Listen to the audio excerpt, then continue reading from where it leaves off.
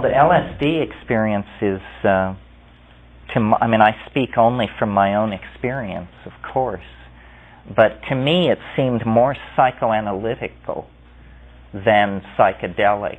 I was in my early 20s when I encountered LSD. Maybe I had more stuff, as they say, to deal with. But it was not a reliable visionary drug for me. It caused me to have funny ideas. It seemed mostly to be a thought thing, but not a visual thing. And somehow in my education, somewhere along the way, I had picked up this bias in favor of the visual channel.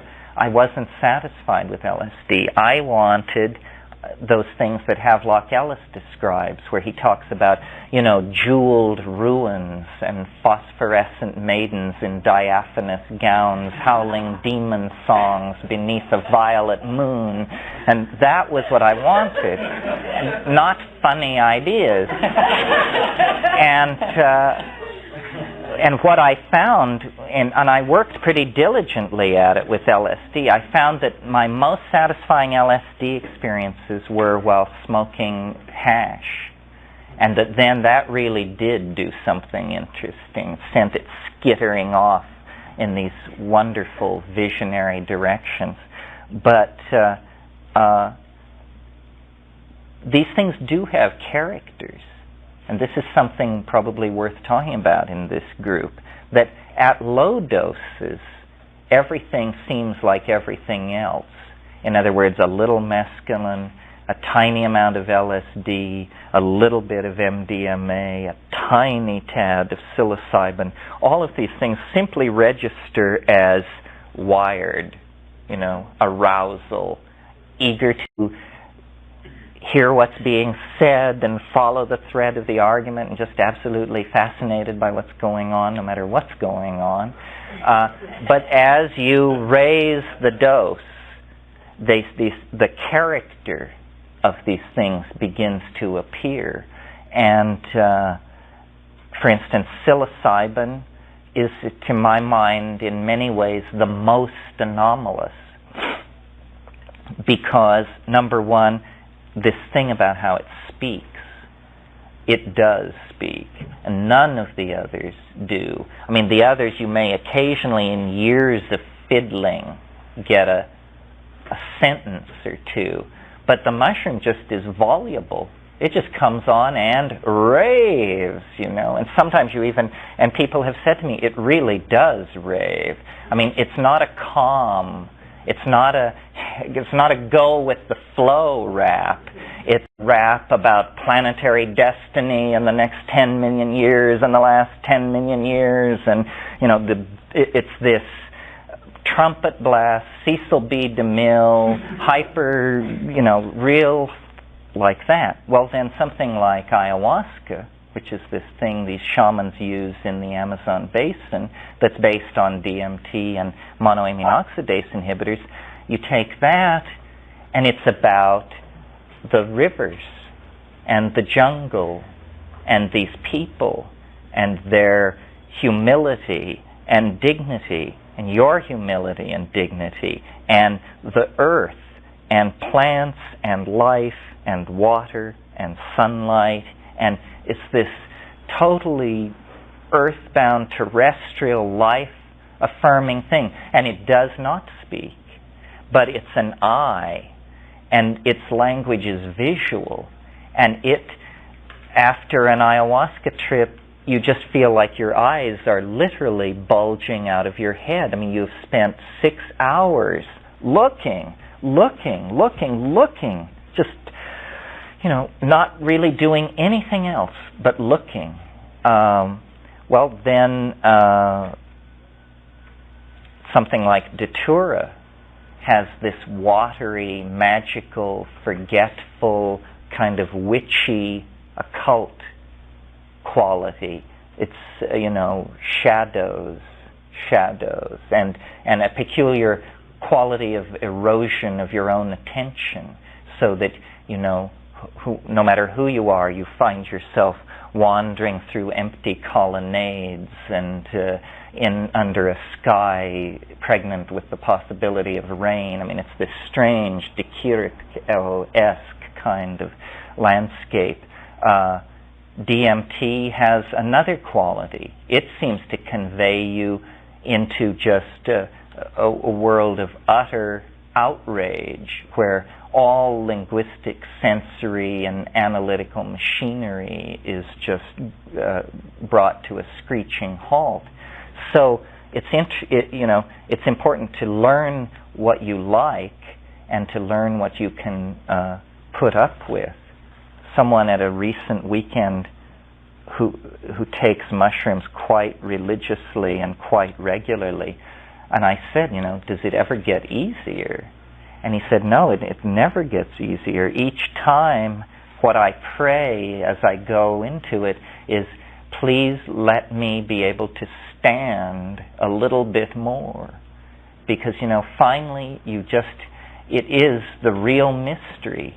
So the only way your relationship to it can end is by you averting your gaze.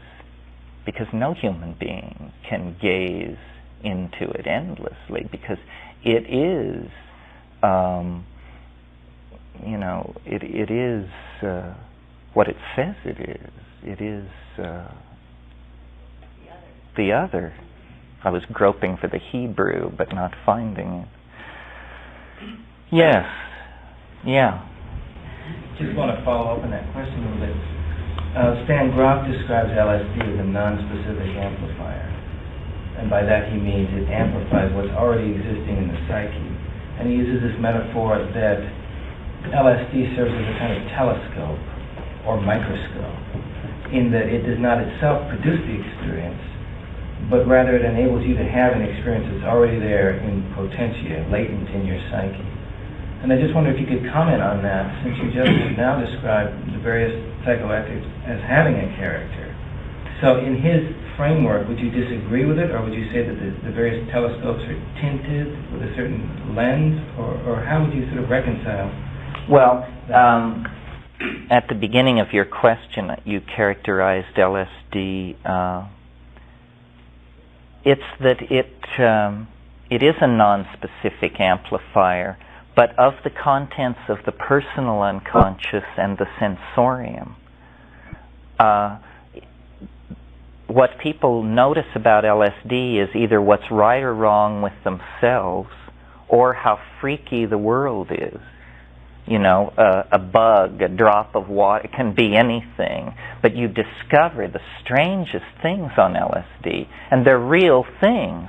I mean, relationships of reflections and windows. And I mean, it basically seems to be a tremendous amplifier of attention and analysis of the input of attention when directed into the outer world. And when directed into the inner world, it's an analytical tool for looking at past history of the individual, which is what I call the personal unconscious. The thing that always puzzled me about enthusiasts of LSD was that they claimed that beyond this lie what they called the white light, which they put great store by and made all kinds of Buddhist associations to it. I don't know if I've ever had the white light experience. As I go deeper into strong psychedelics, what happens is multiplicity proliferates. There is not a simplifying. There is a further and further and further complexifying. And I was talking to someone at Ojai Foundation about this, and they said, but surely beyond all this there is some kind of simplification and unity. And I said, well, that I wasn't sure, that maybe it's just, an infinite samsaric ocean in all directions, in all dimensions, forever. Ketamine comes closer to providing a no observer, nothing observed kind of state, but you can't do much with that. I mean, you can have it, But there is, of course, with the dropping of all boundaries, a feeling of release. But what I'm interested in are bringing back artifacts to share with the tribe, and I've accepted that they will come in the form of either things that can be painted or things that can be said. And since I'm better at the saying than the painting, I work like that. Stan is a good friend of mine. We've talked about this over the years. I just can't confirm his maps of the psyche. I don't see those states occurring along a continuum the way that he says they do. I think it's much more chaotic, and that if his categories work to facilitate psychotherapy, then that's good, because that's what he's interested in. In other words, I see his maps as very, very provisional and useless and useful for navigating, but I doubt that when we get the final maps, if we ever do, that they will bear terrifically much resemblance to that. And I think he would agree with that. I mean, we're not at loggerheads about this. Anybody who works with psychedelics, their ultimate position is that, hell, they don't know.